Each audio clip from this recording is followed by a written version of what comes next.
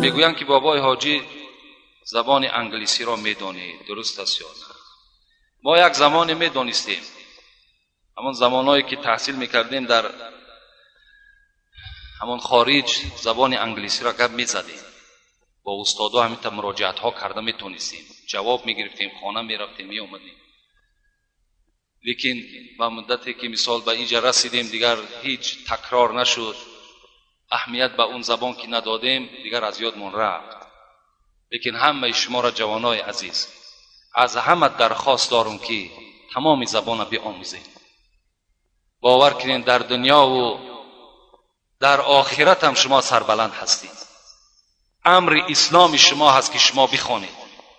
جوانای عزیز بسیارتر کوشش کنین. به پول هجامت در شهر مسکو شرکت شفافرما به شما پیشنهاد میکنند همچنین داروهای گیاهی برای پروستاتیت، قوی نمودن مردانگی، دراز نمودن مهلت همخوابگی، برای قد را بلند کردن، برای موی سر و ریش برآوردن، برای فربه یا خراب شدن، برای معده، گرده، پسریازم و ویتیلیگو را نیز پیشنهاد مینمایند. باوری ندارید؟ خودی حاضر به نمرهای در روی اکران بوده زنگ زنید. شفافرما در خدمت شما. بسم الله الرحمن الرحیم. الحمد لله رب العالمين والعاقبة للمتقين والصلاة والسلام على أشرف الأنبياء والمرسلين وعلى آله وأصحابه أجمعين. بعدا السلام عليكم ورحمة الله وبركاته.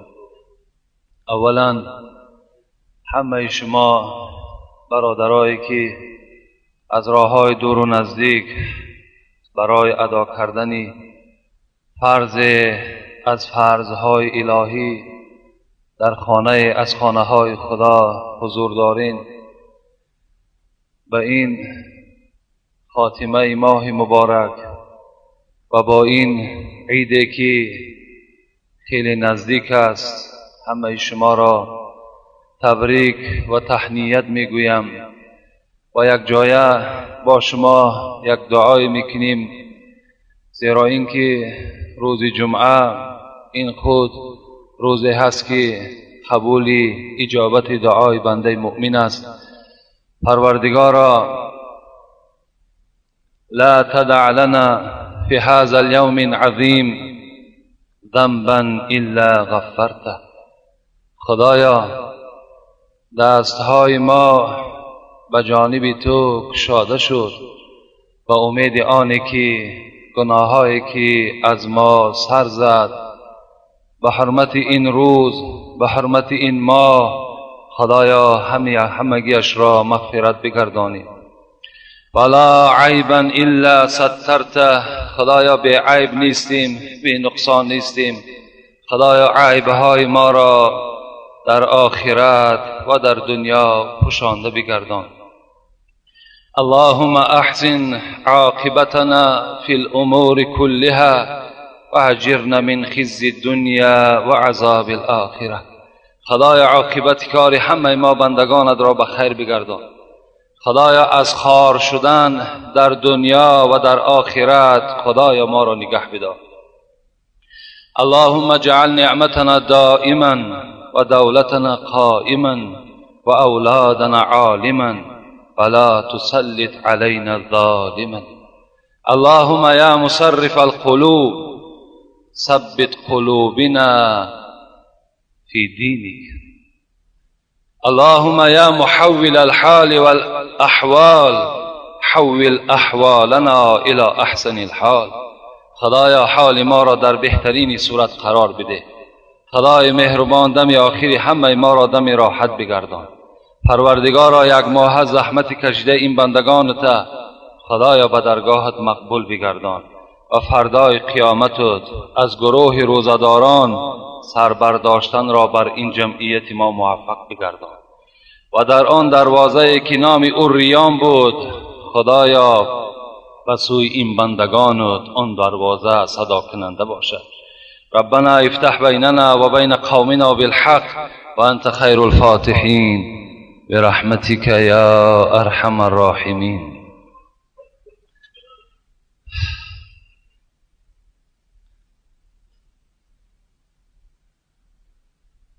البته روز باران است.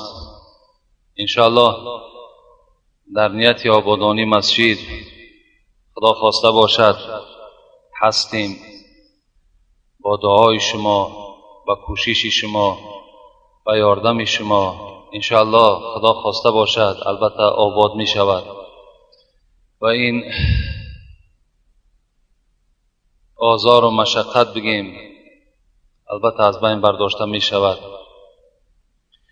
جمعه پیشین موعظه ما در باب اشراط ساعت بود، یعنی نشانه ها و علامت های قیامت بود و این موضوع البته خاتمه نیافته است.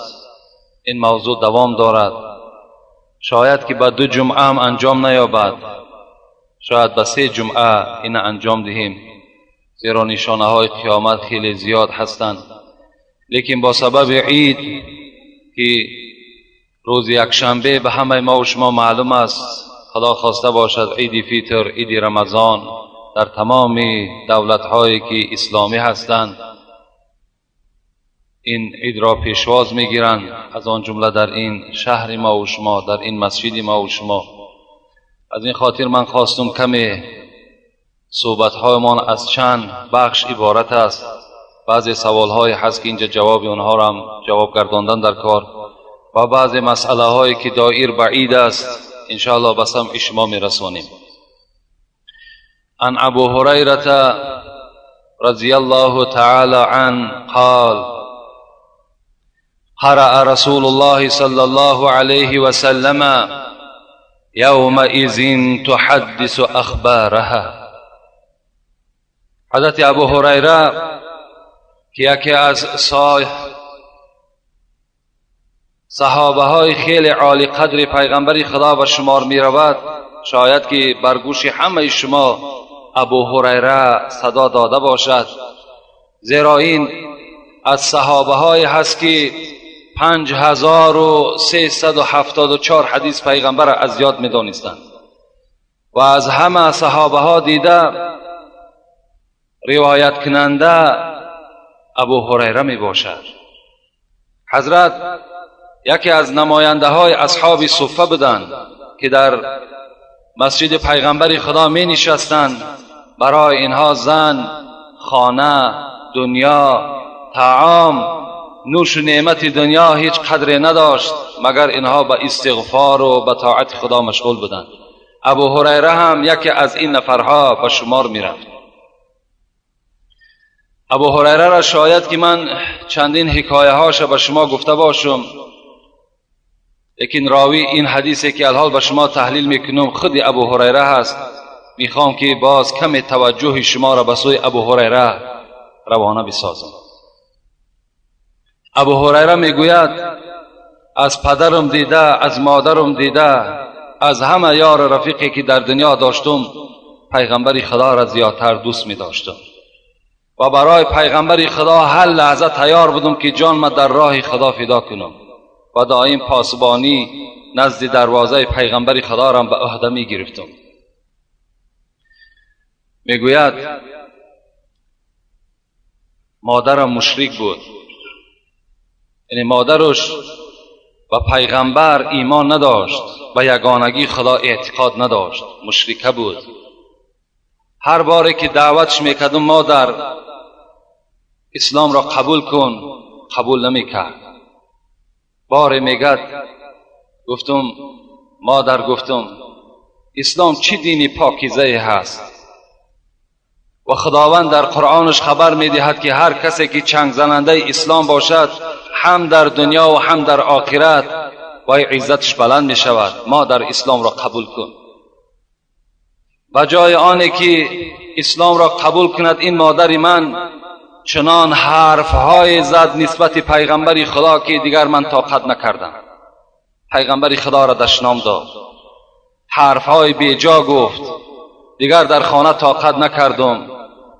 چشمهام پر از آب نزد رسول اکرم حاضر شدم و پیغمبر خدا حال بیان کردم. گفتم یا رسول الله، الحال با مادر خود هم صحبت شدم، چندین بارها دعوت میکردم، چیزی نمیگفت، قبول نمیکرد. لیکن امروز بزم آنه که قبول کند باز چندین حرفهای بیجا و دشمانهای زیاده در حق شما کردن. این حکایه در کتاب حکایه صحابه میگذرد، در بخاری هم میگذرد. پیغمبر خدا چی می شود که در حق مادر من دعا کنی تا که خداوند او را به اسلام مشرف بگرداند؟ رسول الله میگد که مرا بسیار که دوست می داشت، به نهایت احترام میکرد و ایمان من ایمان صدقی که بود، در حال دستش برداشت و گفت اللهم اهدی ام ابو هریره رضی الله عنه. خدایا پروردگارا صدای محمد را اگر میشنیدگی باشی مادر ابو هریره را هدایت کن. پیغمبر خدا دعا کرده. ابو هریره میگوید همراه پیغمبر خدا من هم دستم برداشتم، در چهره خود مالیدم و باوری کامل هم داشتم که دعای پیغمبر خدا به اجابت میرسد. یک زمان نزد پیغمبر نشستم و به سوی خانه خود رهسپار شدم. وقتی نزد دروازه من رسیدم ابو هریره میگوید نگاه کردم که دروازه از داخل بند است. فریاد زدم مادر در را بگشا. با یک صدای مهربانانه ای که این صدا را بار من شنیده نبودم از داخل میگه فریاد زد ابو هریره فرزند من کم انتظاری بکش، الحال من دروازه تو را گشاده میکنم. وقتی گوش انداختم آوازی ریختن آب می آمد.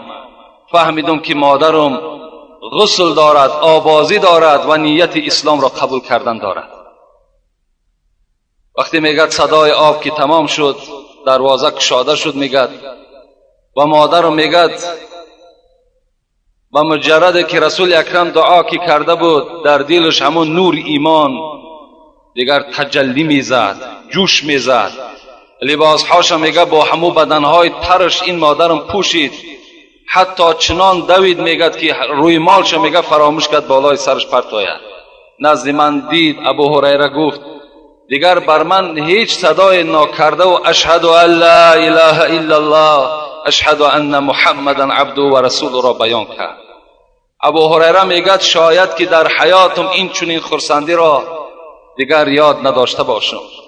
چگونه که برای به اسلامی و به ایمانی مادرم گریان بودم، برای ایمان قبول کردنش از اون دیده باز زیادتر گریه کردم و با این گریه شادیانه هم نزد پیغمبر خدا حاضر شدم. پیغمبر خدا مادرم ایمانی بر خدا آورد، ایمانی بر پیغمبر خدا آورد. رسول الله شاد شدن از این بشارت من و ابو هریره میگوید کدام مرد و زن مسلمانی که اگر نام ابو هریره را میشنود در حال عاشق ابو هریره میشود. راوی این حدیث میگوید من از ابو هریره پرسیدم چرا که کسی صدای نام تو را بشنود و عاشق تو میشود؟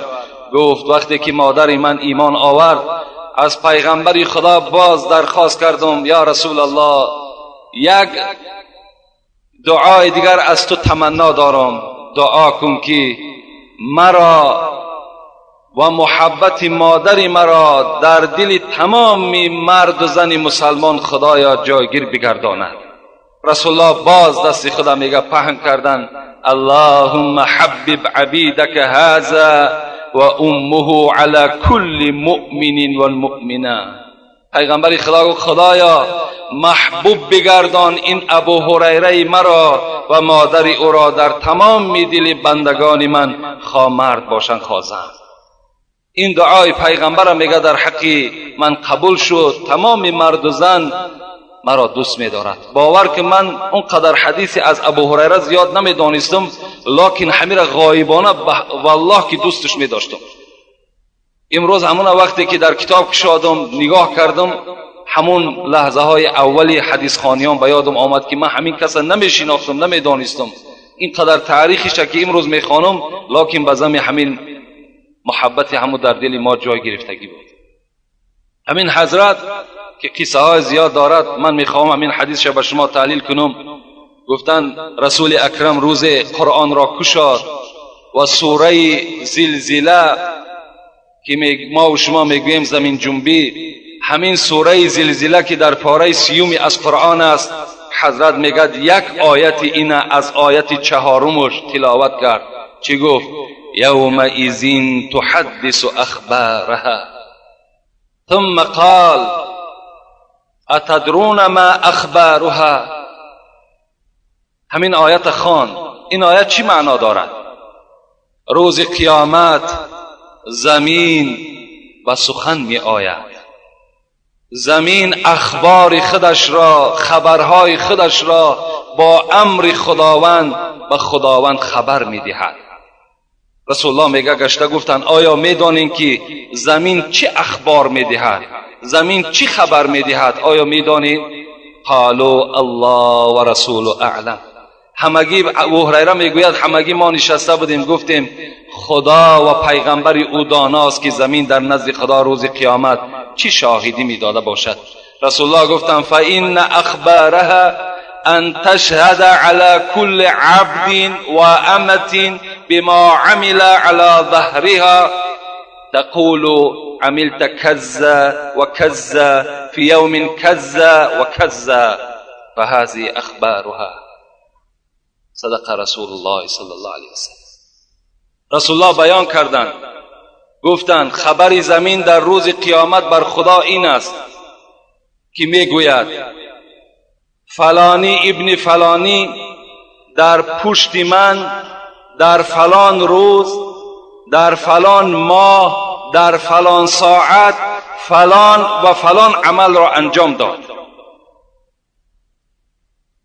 استغفر الله سبحان الله. همین زمینه که الحال شما بالای او نشستگی هستید، همین زمینه که بالای او شما نماز میخوانین، این زمین روز قیامت به ان ربک اوحی لها، خداوند وحی میکند، این زمین از زبان میدهد برای همه ما و شما شاهدی میدهد کیها چیها کردند، همگی را در نزد خدا خبر میدهد. لحظه های نشستن شما را در مسجد خبر میدهد، لحظه های قدم های به سوی مسجد زدگی شما را در نزد خدا خبر میدهد. این تفسیر سوره زلزله هست. خوش به حال آن بندگانی که بالای زمین پاهای خود در راههای نیک، در راههای خیر با عملهای صالح انجام میدهند.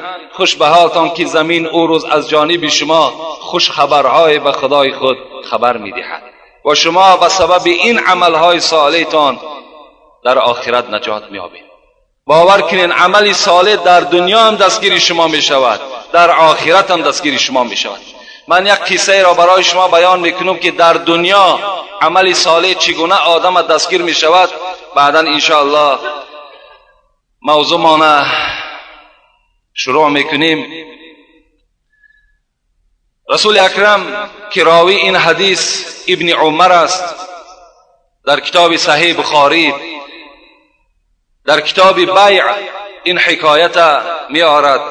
میگوید روز پیغمبر خدا گفتند 3 نفر به سوی یک کوه به سفر برآمدند. عمل صالح را نتیجهش نگاه کنید، در دنیا فایدهش نگاه کنید. برآمدند. وقتی که به یک کوه رسیدند به ناگاه باران سخت بارید و این 3 نفر برای پناه یافتن از باران یک غار را یافتند و در همان غار هر 3 نفر داخل شدند.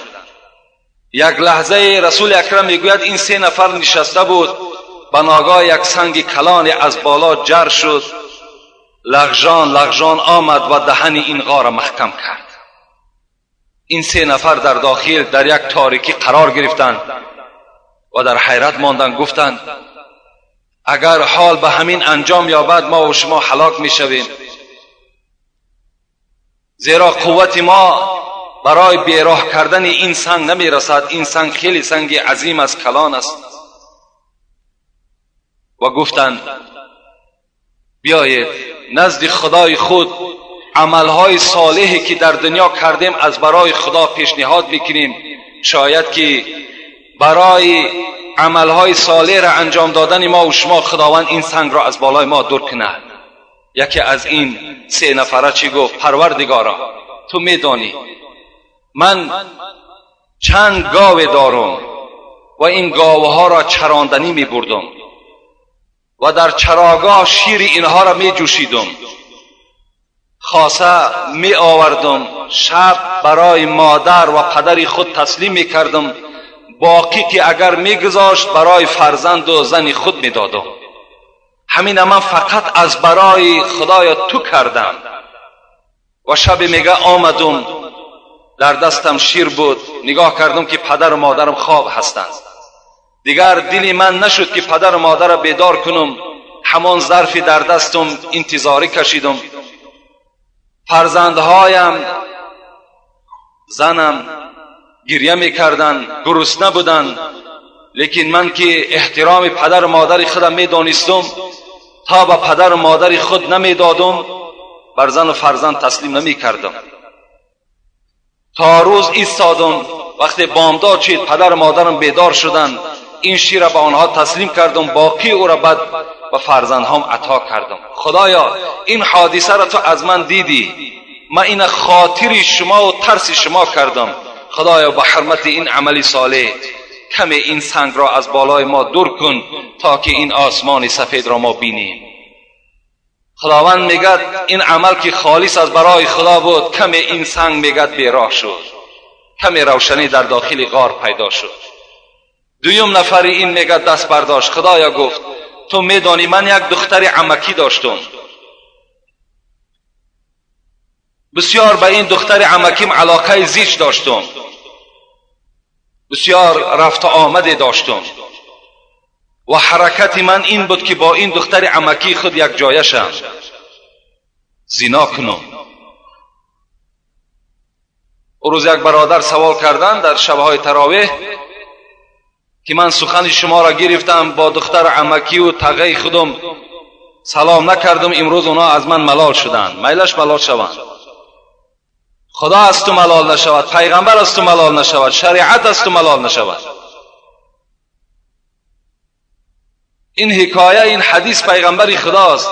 این جوان اراده زنا داشت با دختر عمکی خودش.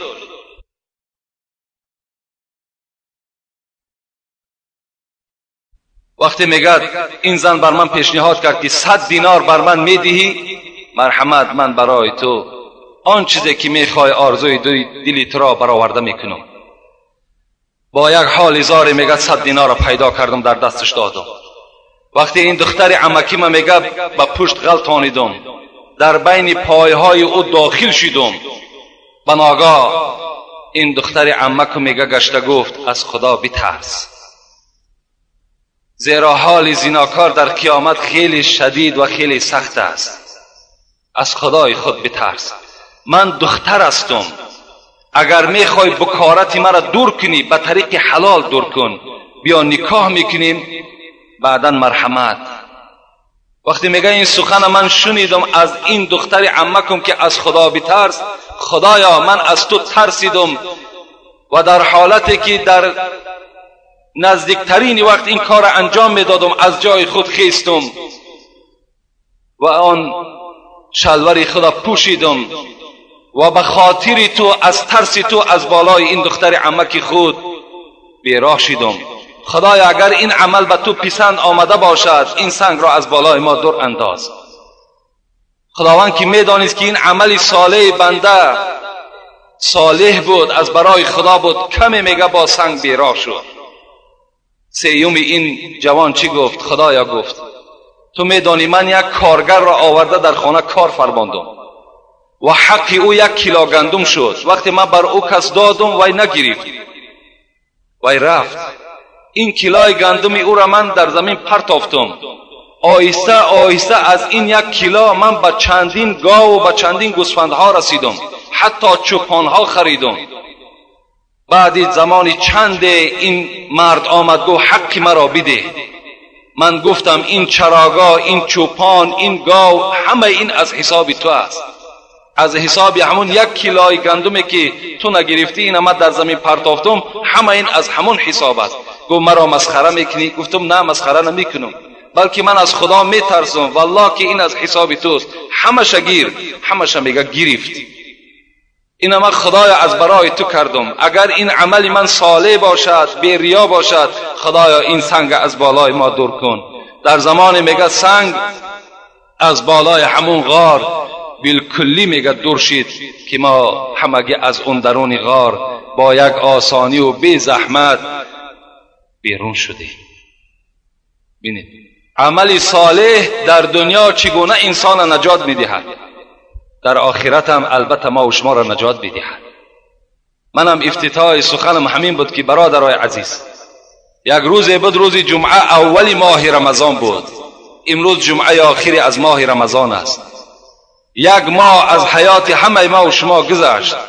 کار کنیم، بادروا بالاعمال صالحه را فراموش نکنیم. پیغمبر خدا گفتند در عملهای صالح سراسیمه باشین که حیات شما تیز میگذرد. چقدر حرکت کنین، هر روز هر ساعت غنیمت بشمارین، فقط در کار خیر در عملهای صالح استفاده کنین، زیرا که مرگ الموت یأتی بغتة، شاعر عرب میگوید مرگ ناگهان به سر شما میآید، دیگر شما در اون حالت توبه کرده نمیتوانید و عمل صالح را دیگر انجام داده نمیتوانید. مرگ هر لحظه در پیش خود ببینید. میخواستم چند سوال‌های هست، این سوال‌ها را جوابش به شما میرسانیم ان شاء الله. جمعه آینده در باب باز همان نشانه‌های قیامت بر سمع شما میرسانیم. امروز باشد یک چند سوال است و باقیش در باب عید گپ میزنیم. السلام علیکم داملای شخصا برای من خیلی عزیز، خداوند پدر و مادر تو را داخل جنت گرداند. خواستم نامم را ذکر کنم لکن نامم کتابی نیست، ذکر نکردم. بعد جواب سوالم یک نام برای من بگذار، او را من انتخاب میکنم. این برادر یگان نام داشته است که غیر کتابی بوده است و از ما طلب کرده است یک نام خوب برای ما نصیب یعنی اعلان کن، همون نام من است. این برادر من وقتی مکتوبش خواندم خواستم نام این برادر عبدالرحمن، فراموش نکن. وقتی عبدالرحمن ما ذکر کردیم کراما کاتبین یعلمون ما تفعلون، این کراما کاتبین نام تو را در همون نامه اعمال تو، چگونه که در پشت یک دفتر ما و شما نام خود می نویسیم، در پشت کتاب تو می نویسد نام تو، دیگر اون اولا نه بلکه عبدالرحمن است و روز قیامت تو را به نام عبدالرحمن صدا می دهند. این برادر چی گفته است؟ میگویند که بالای سر پیغمبر خدا شکمبه پر از نجاست را پرتافتند. آیا این درست است یا نه؟ برادر عزیز، این حکایه اصل دارد. پیغمبر ما و شما بسیار عذابها کشیدند، بسیار رنجها دیدگی هستند. هیچ روز خوب رسول اکرم گذراندگی نیستند. جایگاه خوابی که امروز ما و شما نرم خواب میکنیم این گونه جایگاه خواب نداشتند. این طعامهایی که امروز هر گونه‌ای که ما و شما میخوریم این طعامها در پیغمبر خدا وجود نداشت و نمیخوردند. و این ساعتهای درازی که ما و شما استراحت میکنیم این استراحتها از بالای سر پیغمبر خدا برداشته بودند. یک مسئولیت کلانی را رسول اکرم حس میکردند. حتی اسماء دختر ابوبکر صدیق، یک کیسه یادم آمد الحال این به شما میرسانم. اسماء دختر ابوبکر صدیق بودند. وقتی میگن از من پرسان کردند که سختترین و شدیدترین روزی مشقت پیغمبر خدا را میدانی یا نه؟ بچه‌ها التماس در حالت صحبت گپ نزنین، آمدین در یک جا بنشینین، جا کی شد ان شاء الله بعدا جا میشود. اسماء چی گفتند؟ اسماء گفتند روز رسول اکرم در مسجد الحرام نماز میخواندند، مسجدی که الحال حاجی‌ها رفته زیارت میکنند. و ناگاه میگه یک توده مشرکین بالای سر این پیغمبر خدا هجوم کردند و هر کی هر خیل آزار در بالای پیغمبر خدا میداد. کدام او با شتم میزد، کدام او با دست میزد، کدام او توف میکرد، کدام او با زبانش لعنت میگفت، هر گونه آزارها میدادند این مشرکای عرب. صدا آمد، صدا بلند شد از داخل مسجد الحرام که یار محمد ابوبکر را فیراد کنید تا که این رفیق خود خلاص بگرداند. اسماء میگه ابوبکر نزد من بود، پدر من که بود نزد من نشسته بود و همان روز میگه 4 گیسوی میگه کشال کردگی داشت، یعنی 4 گیسو، 4 همون مویهای بافته‌ای که میگیم 4 موی بافتگی میگه خیلی زیبا میگه بافته بود و نزد من نشسته بود. وقتی این صدا را شنید میگه رفت حال پیغمبر را که دید میگه حضرت گریان شدند، داد گفتند اتقتلون رجلا ان یقول ربی الله، آیا مردی را شما قتل میکنید که فقط میگوید خدای من یک و یگانه است؟ با همین سبب، با سببی که میگوید خدای من یک و یگانه است، شریک ندارد، این بت‌های شما بیکاره است، با همین سبب یاری مرا قتل میکنید؟ این سخن وقتی میگه از ابوبکر شنیدن، همگی میگه بالای ابوبکر غور کردن، رسول اکرم بیراه کردن. اسما میگه ابوبکر وقتی به خانه آمد میگه همان گیسوهای کشالی که داشت میگه وقتی آهسته میگه میقپید، گیسو خودش میغلطید، میگه از حساب بسیار کشیدن و از حساب آزار بسیاری که بالای سر ابوبکر دادن، این گیسوها هم میگه دیگر بالای سر ابوبکر نماند. برادر عزیز، ابوبکر هم آزار کشیدن، عمر هم عذاب کشیدن، عثمان هم عذاب کشیدن، علی هم عذاب کشیدن، تمام صحابای پیغمبر برای اسلام عذابها کشیدن، رنجها دیدن، جانهای خود چکار کردن؟ جانهای خود از دست دادن. رسول اکرم میگه روزی در مسجد الحرام بودن. این سوال جواب برادر است. عبدالله ابن مسعود روایتش میکند، در صحیح بخاری هم میگذرد، میگوید وقتی که سجده طولانی میکرد پیغمبر، سری خود که در زمین میگذاشت، به نهایت دراز سجده میکرد و گریه میکرد برای غم امتش. ابو جهل همراه میگد هشام و همراه عتیبه و همراه عقبه ابن معایط، همراه ابی ابن خلف، 7 دشمن خدا میگه یک حلقه نشسته بودند. خیال شونم این عمل ابو جهل نگذشت. ابو جهل برداشتن آمدن بالای کتف پیغمبر خدا، این شکنبه را پرتافتن. چنان میگه شکنبه کلانی بود. عبدالله ابن مسعود میگوید که من خرد بودم، من اگرچه سین سالم کلان بود لکن جسم که خرد بود، میگه من توانایی این شکنبه را از بالای پیغمبر بیراه کردن نمیتوانستم. لکن میگه صدا وقتی که به فاطمه رسید، فاطمه میگه گریان آمد و حال پدر خدا که به این صورت دید، شکنبه را میگه از بالای پیغمبر خدا بیراه کرد و با همان کرته و با همان لطه خود میگه شانه و روی پیغمبر خدا را پاکیزه میکرد. رسول اکرم وقتی که خیس از جای خود حالت دید، یک بوی نجاست در وجودش پرتافتگی، حضرت دستش برداشتن گفتن اللهم علیک قریش، خدایا تو را من گواه میگیرم به آنه که این عمل قریش نظر کن، این عمل اولاد مرا نظر کن. خدایا گفت پروردگارا اینها را در عذاب خودت گرفتار کن. دیری نگذشت میگه جنگ بدر شروع شد، این 7 طایفه در جنگ بدر کشته شدند. البته این حکایه حق دارد، حقیقت دارد. رسول اکرم آزارهای خیلی زیاد کشیدند. ما امتی بے پروا نشیم، ما امتی بے غیرت نشیم، امتی شیم که چگونه که رسول اکرم دلسوزی داشتند ما هم دلسوز باشیم، در عملهای پیغمبر خدا با دندانهای کرسی عملهای پیغمبر خدا را مستحکم بداریم. بر هر یک گپی هر یک دشمن خدا ما و شما فرسوده نشیم، دل شکسته نشیم. باید که دین اسلام را چگونه که با این مشقتها آوردن ما و شما با آسانی از دست ندهیم.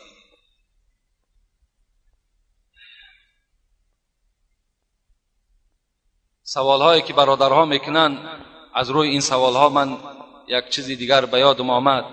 انشاءالله فکر میکنم که جوانها خیلی تصورشان کلان شدگی است، زیرا از سوال آدم خود معلوم میشود که آدم تا چه اندازه علم دارد. سوالهای الحمدلله که بی معنی و ساده دیگر قریب که در مسجد ما و شما نمانده است. السلام علیکم داملای عزیز، بسیار از شما خواهش دارم که درباره نماز عاشقانه و نماز اساسی و ما چیزی میفهموندی، زیرا ما نماز میخوانیم لکن از لذتش چیزی نمیفهمیم. البته نماز این خیلی یک عبادت بلندی هست، عبادتی هست که به سبب این خداوند شما را واردی جنتش میگرداند. حتی رسول اکرم میگوید نماز بنده در قیامت برای او تاج است و یک روشنی هست در روز قیامت. و اولین سوالی که در روز قیامت بنده را خدا میکند این نماز است، آیا نماز ادا کردی یا نه. نماز عاشقانه گفتن، من یک کتاب دارم به نام نماز عاشقانه، خود کتاب نامش نماز عاشقانه هست. در اون داخل من یک قصه را دیدم، میخوام این قصه را بر شما حکایت کنم. این هم از بچه اسما هست، نبیره ابوبکر صدیق است. نام این حضرت عروه هست، عروه ابن زبیر. شوی اسماء زبیر نام داشتند، بچه همین زبیر عروه نام داشتند. به یک کسل مبتلا شدند. کسل سرطان بود. سرطان یعنی رگ میگیم، رگ در همین ساق، در همین پای نبیره حضرت ابوبکر صدیق پیدا شد. طبیب ها را حاضر کردند. طبیب ها گفتند، عروه گفتند کمی مواد مخدر بر تو میتیم تا که تو بیهوش میشوی، این پا را باید که ما قطع کنیم، ببریم. بغیر قطع کردن، بغیر بریدن این پا دیگر طبابت ندارد. عروه گفتند من مواد مخدر استفاده نمی کنم، یعنی موادی که عقل مرا زائل کند، گفت این حرام است، من این استفاده نمی کنم. طبیب ها گفتند عروه اگر این تو استفاده نکنی در بریدن پا بسیار مشقت و عذاب میکشی. گفتند نه. گفتند وقتی من در نماز شروع کردم، در التحیات لله و الصلوات و الطیبات رسیدم، شما بریدن سر کنین. نماز عاشقانه را بینید. وقتی من در التحیات میرسم، در حالت التحیات اگر تمام بدن مرا ببرین من درک نمیابم. حضرت عروه میگن نشستن التحیات سر کردن. طبیب ها در دست کاردها منتظر. حضرت سر کرد التحیات لله و الصلوات و الطیبات، رفت دیگر از هوش رفت، در عالم دیگر پیدا شد. طبیب ها پا را بریدن. حضرت عروه میگد بعد نماز میگد به هوش آمد، نگاه کرد که پا بریده شده است. گفت پای مرا همراه من به خانه من برید. حضرت میگد به خانه رفتند، پای در پیش خود جان گذاشتند و خبرگیرهای زیاد که در اطراف نشسته بود. این عروه میگه فریاد زد. دو فرزند داشت، فرزند کلانیش فریاد زد برای چی خدمتی باشد. فریادش زد، میگه این فرزند کلانی صدا نداد. عروه که فرزندهای خوب تربیه کرده بود، در اولین صدای او لبیک میگفتند حیرت دمان. گفت این لله و این الیه راجعون. چی شد که فرزند من صدا بر صدای من نداد؟ چرا لبی نگفت؟ این بار اول است که من میشنوم که فرزند فریاد میزنم و لبی نمیگوید.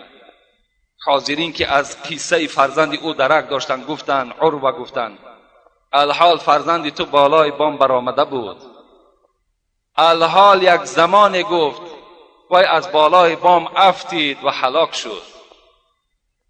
مصیبت بین. اون برادری که یک روز سوال داده بود که در یک فرزندش از دنیا گذشتن اکثر عبادتاش ترک کرد، نظر بر این دوستی خدا کن، عبرت از این دوستی خدا بگیر. حضرت میگه در حال چی گفتن؟ خدایا گفتن من دو فرزند داشتم، دو میوه دل داشتم، با گرفتگیتم شکر، به این فرزند خورده که دارم به اینم شکر.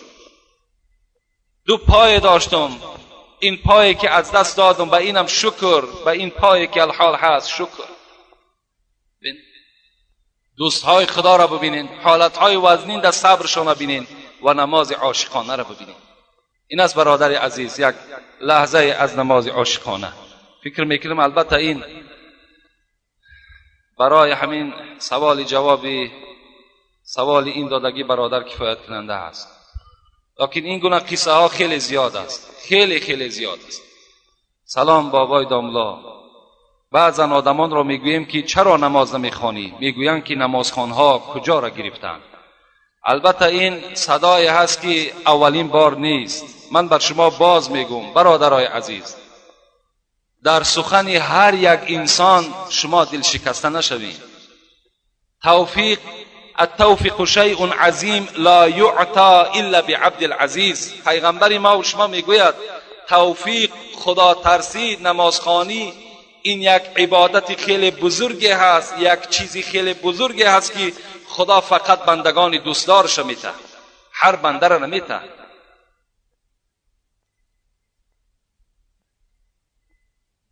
اذا القوا فيها سمعوا لها شهيقا وهي تفور تكاد تميز من الغيظ كلما القي فيها فوج سألهم خزنتها ألم يأتكم نذير قالوا بلى قد جاءنا نذير فكذبنا وقلنا ما نزل الله من شيء إن أنتم إلا في ضلال كبير. صدق الله العظیم. سوره تبارک، سوره ملک که ما و شما میخونیم، وقتی که دوزخیان در دوزخ پرتافته میشود میگد سمیع لها شهیقا.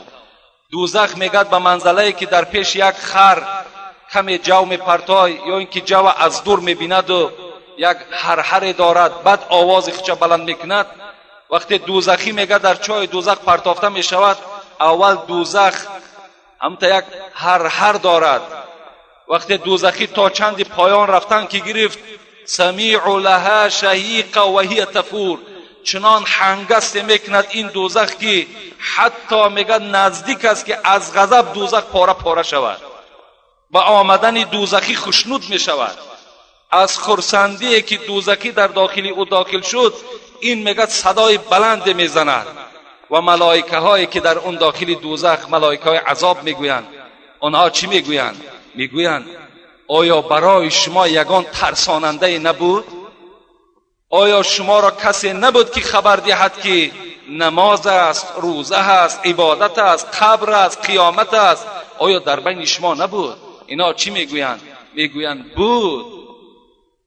بود در بین ما، لکن ما میگفتیم این سخنهای شما افسانه هست. ما میگفتیم که نمازخوانها کجا را گرفتند. این گونه صداها میدادیم.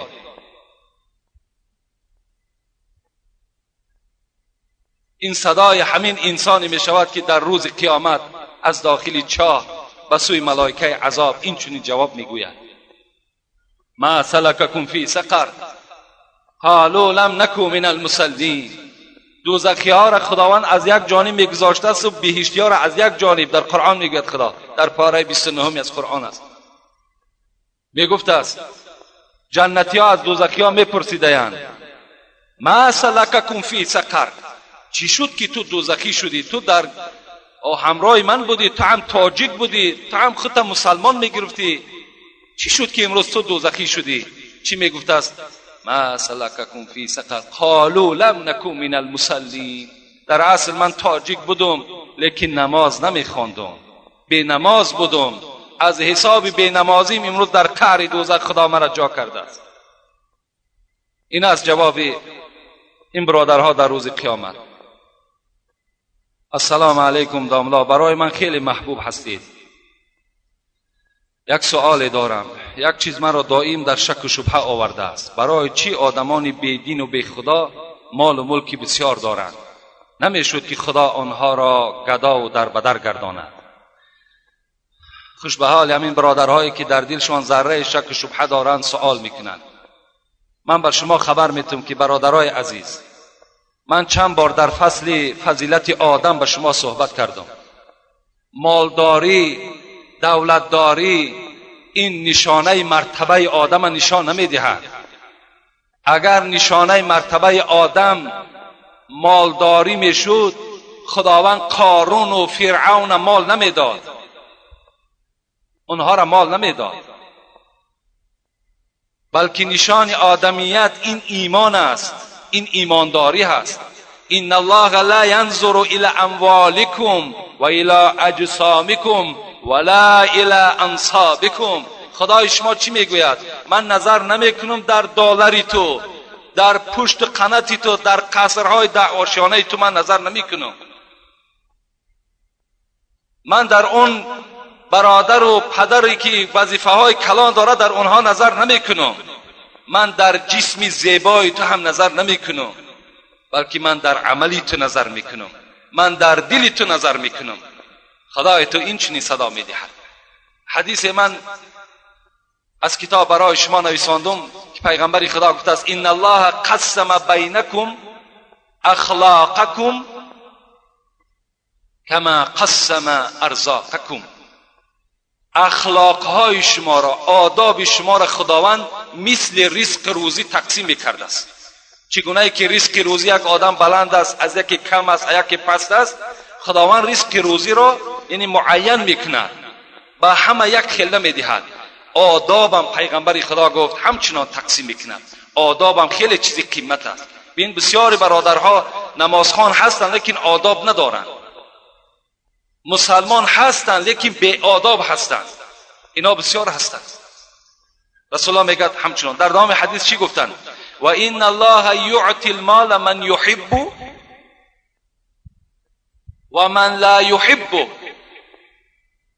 خداوند مال میدهد کدام بنده ای را که دوست میدارد یا کدام بنده ای را که دوست نمیدارد، مالش میدهد. و یعطی الایمان الا من یحب. دوام حدیث سوال این برادر جواب شد. لیکن ایمان خداوند میدهد مگر شخصی را که دوست میدارد. مال را به هر کس میدهد. ای دل چی کنم؟ خدا چنین میخواهد. نعمت همه بر دشمن دین میخواهد. فرعون لعین نشسته بر تخت زرین، موسی ز خدا نان جوین میخواهد.